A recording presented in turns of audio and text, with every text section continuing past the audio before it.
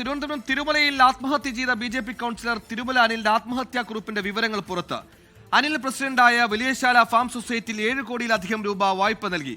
വായ്പ കൊടുത്തവർ പലരും പണം തിരികെ നൽകിയില്ല. സാമ്പത്തിക പ്രശ്നത്തിൽ സൊസൈറ്റിയിലെ മറ്റാരും സഹായിച്ചില്ലെന്നും ആത്മഹത്യാക്കുറിപ്പിൽ പറയുന്നു. മനീഷ് മഹിബാൽ തിരുവനന്തപുരം ചെയ്യുന്നു. മനീഷ്, ആത്മഹത്യാക്കുറിപ്പിൽ മറ്റെന്തൊക്കെ കാര്യങ്ങളാണ് പറയുന്നത്? ഒരു വലിയ സാമ്പത്തിക ബാധ്യത ആ സൊസൈറ്റിക്ക് ഉണ്ടാകുന്നു. അതിന്റെ മുഴുവൻ കുറ്റവും ഈ പറയുന്ന അനിലേക്ക് മാത്രം അടിച്ചേൽപ്പിക്കപ്പെടുന്നു, ഒറ്റപ്പെടുന്നു. അതാണോ ആത്മഹത്യക്ക് നയിച്ചതെന്നാണോ പറയുന്നത്? സുഹൈൽ, അനിലിന്റെ ആത്മഹത്യയിലേക്ക് നയിച്ച ചില കാരണങ്ങൾ സൂചിപ്പിച്ചുകൊണ്ടുള്ള ആത്മഹത്യക്കുറിപ്പിലെ വിവരങ്ങളാണ് നിലവിൽ പുറത്തു വന്നിട്ടുള്ളത്.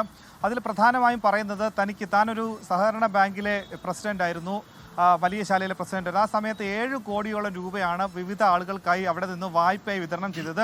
പക്ഷേ പിന്നീട് ചില സാമ്പത്തിക പ്രശ്നങ്ങൾ നടന്നു എന്ന പ്രചരണത്തിന്റെ അടിസ്ഥാനത്തിൽ അവിടെയുള്ള നിക്ഷേപകർ പലരും പണം തിരികെ ചോദിച്ചു. പക്ഷേ ഈ പണം വായ്പ കൊടുത്തവർ പലരും തിരികെ തന്നില്ല. അതിൽ ബി.ജെ.പി. പ്രവർത്തകരുണ്ട്, കോൺഗ്രസ്, രാഷ്ട്രീയ വ്യത്യാസമില്ലാതെ പലർക്കും പണം അവിടെ നിന്നും ബാങ്കിൽ നിന്ന്, സഹകരണ ബാങ്കിൽ നിന്ന് കൊടുത്തതാണ്. പക്ഷേ പലരും പണം തിരികെ കൊടുത്തില്ല. അതിൽ പാർട്ടി ഇടപെടണമെന്ന് ആവശ്യപ്പെട്ടുകൊണ്ട് പാർട്ടിയോട് സഹായം അഭ്യർത്ഥിച്ചിരുന്നു. ഇതുമായി ബന്ധപ്പെട്ട് ബി.ജെ.പി. സംസ്ഥാന അധ്യക്ഷൻ രാജീവ് ചന്ദ്രശേഖർക്ക് കൂടി അനുശോചന കുറിപ്പിൽ തന്നെ അദ്ദേഹം നേരിട്ട് വന്ന് കണ്ടിരുന്നുവെന്നോ ഇപ്പോഴുള്ള പ്രശ്നങ്ങൾ തദ്ദേശ തെരഞ്ഞെടുപ്പിന് ശേഷം പരിഹരിക്കാമെന്നുമുള്ള വാക്ക് അദ്ദേഹം കൊടുത്തിരുന്നെന്ന് അദ്ദേഹം നൽകുന്നുണ്ട്. അത് ഈ വാർത്തയിൽ, ഈ ആത്മഹത്യാക്കുറിപ്പുമായി ബന്ധപ്പെട്ട വാർത്തകളുടെ ഒരു സ്ഥിരീകരണം കൂടിയാണ്.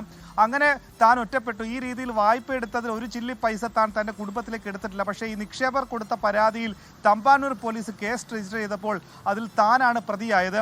പക്ഷേ ഇതുമായി ബന്ധപ്പെട്ട് സഹായിക്കാൻ ആരുമില്ലാത്ത ഘട്ടത്തിൽ താൻ ഒറ്റപ്പെട്ടു. ഇതുമായി ബന്ധപ്പെട്ട് പണം തിരികെ എത്തിക്കുന്നതിൽ വലിയ രീതിയിലുള്ള സാമ്പത്തിക പ്രശ്നങ്ങൾക്കൊപ്പം മാനസികമായ സമ്മർദ്ദവും മാനസികമായ വ്യഥകളും തനിക്കുണ്ടായി എന്ന കാര്യങ്ങളാണ് ഈ ആത്മഹത്യ കുറിപ്പിൽ പറഞ്ഞിട്ടുള്ളത്. അങ്ങനെ ഇതുമായി ബന്ധപ്പെട്ട കാര്യങ്ങളിലൊപ്പം തന്നെ ഈ കരമന ജയൻ, ബി.ജെ.പി.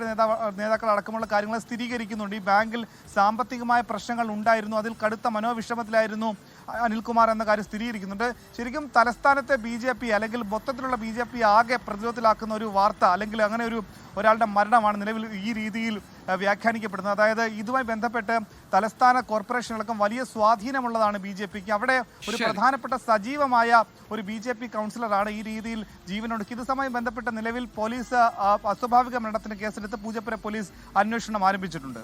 സുഹൈൽ, ആത്മഹത്യ കൗൺസിലർ തിരുമല അനിലിന്റെ ആത്മഹത്യാക്കുറിപ്പിലെ ചില സൂചനകളാണ് ഇപ്പോൾ മനീഷ് മഹിബാൽ റിപ്പോർട്ട് ചെയ്തത്. സംഭവത്തിൽ അസ്വാഭാവിക മരണത്തിന് പോലീസ് കേസെടുത്ത് അന്വേഷണം തുടങ്ങിയിട്ടുണ്ട്. ലോകത്തെവിടെയായാലും ഏത് സമയത്തും 24 വാർത്തകളും ഓഗ്മെന്റഡ് റിയാലിറ്റി പാക്കേജുകളും എക്സ്പ്ലെയിനറുകളും വിശദമായി കാണാൻ ഞങ്ങളുടെ യൂട്യൂബ് ചാനൽ നിങ്ങൾക്ക് സബ്സ്ക്രൈബ് ചെയ്യാം.